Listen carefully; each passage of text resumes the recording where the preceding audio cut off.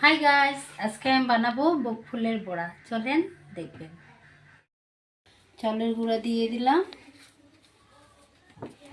এখানে দিব পেঁয়াজ আর লঙ্কা কুচি, অল্প করে দিব, লবণ দিয়ে দিয়েছি, আরও হলুদের গুঁড়া দিতে লাগবো, হলুদের গুঁড়া অল্প জল দিয়ে মেখে নিতে লাগবো। এখন এইভাবে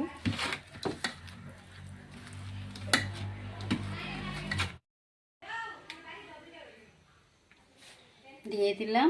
দেখেন বকুলটা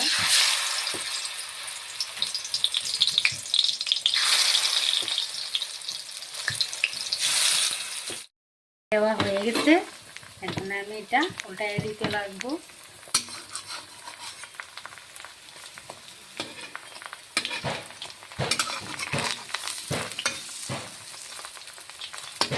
রেডি হয়েছে।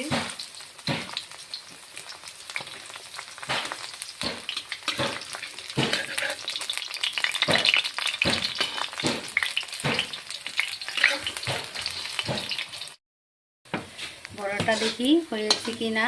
হয়েছে, দেখতে খুব সুন্দর হয়েছে না। এখানে খেয়ে দেখতে লাগবো বড়াটা। হয়েছে বড়া, দেখেন ফুলের বড়াটা। একটা বড়া খেয়ে দেখি কীরকম হয়েছে। দেখেন